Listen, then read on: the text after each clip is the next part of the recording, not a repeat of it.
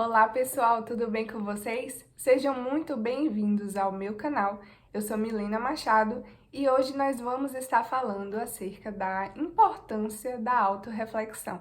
Para falar sobre esse tema, primeiro a gente precisa entender o que é a autorreflexão. Bom, é a capacidade de pensar acerca de si mesmo e refletir sobre aspectos da nossa própria vida, buscando trazer autoconhecimento e uma perspectiva positiva acerca de nós mesmos, de nossos comportamentos, enfim. E por que é importante nós estarmos falando sobre isso? É algo tão positivo e enriquecedor para a gente estar revendo comportamentos, atitudes, vendo o rumo que a nossa vida está tomando, pensando sobre isso, mas que a gente tem perdido a autorreflexão, principalmente, na verdade, por causa do excesso de telas, seja o celular, seja a televisão. A gente tem passado muito tempo em redes sociais, que na verdade não é um comportamento normal, é um comportamento disfuncional, porque eu já falei isso no vídeo anterior, que com o excesso do uso de redes sociais, mas aí a gente pode ampliar com o uso do celular em geral, jogos e televisão, a gente está ali envolvido em um comportamento que nos traga uma fuga da realidade.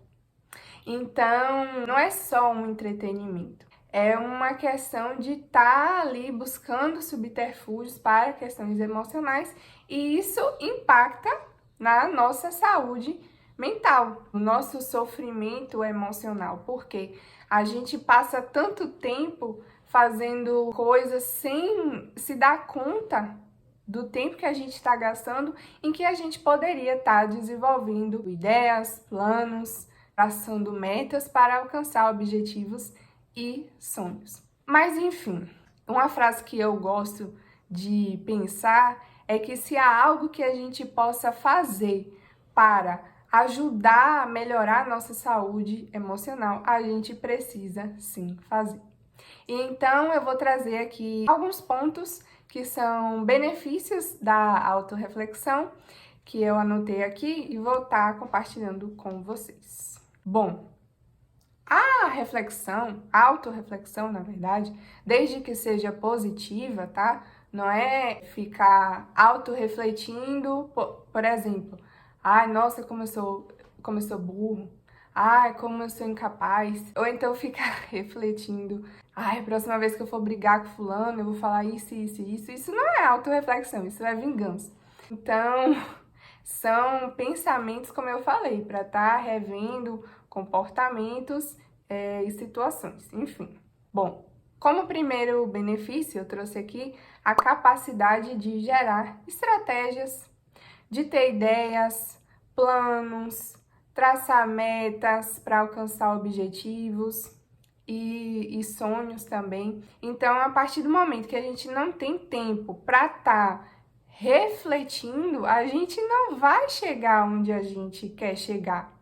Por quê? Eu vou dar um exemplo prático. Imagina que você tem um sonho de falar uma língua estrangeira. Você tem um sonho de falar inglês. Se você não traçar metas para chegar nesse objetivo, você não vai alcançar. O que são as metas? São passos, passo a passo, para se chegar naquilo que você quer. E para falar inglês, nesse exemplo que eu trouxe, qual é o primeiro passo? Se matricular num curso, procurar um curso online. Qual é o segundo passo? Estabelecer uma rotina de aprendizado. Enfim, você vai traçando os passos para que você alcance o seu objetivo de falar inglês. Acontece que a gente nem para refletir o que é que a gente deve fazer para chegar lá. Ou se você tem um sonho de ter uma empresa, qual é o passo a passo, o que é que você precisa para montar a sua empresa, fazer uma pesquisa de mercado, fazer pesquisa quais seriam as melhores opções de crédito, ter ideias de produtos inovadores, ter estratégias de marketing, tudo isso você precisa de tempo. Você precisa parar para refletir, mas se a gente não parar para refletir, a gente vai ficar somente no campo das ideias e não vai conseguir colocar em prática. aquilo que a gente precisa. Ponto 2, na verdade eu já falei sobre isso, que seria rever comportamentos, pensamentos, atitudes e a maneira com que nós estamos vivendo, como o rumo que nós estamos dando para a nossa vida. Às vezes a gente precisa parar e pensar, isso que eu estou fazendo está certo? Como é que eu posso melhorar? Qual é a pessoa que eu quero me tornar e como que eu vou chegar lá? Mas é como eu falei, a gente não está parando para se autoanalisar. E muitas vezes é através dessa autoanálise que a gente encontra a questão que a gente precisa de uma mudança de mentalidade. Mas enquanto a gente maquiar a nossa vida, enquanto a gente fingir que as coisas não estão acontecendo e ficar ali parado no celular, na TV, nos jogos, ou seja, qual for o seu subterfúgio, vai ser complicado. Através da autorreflexão também, anotei aqui que nós podemos encontrar soluções para problemas.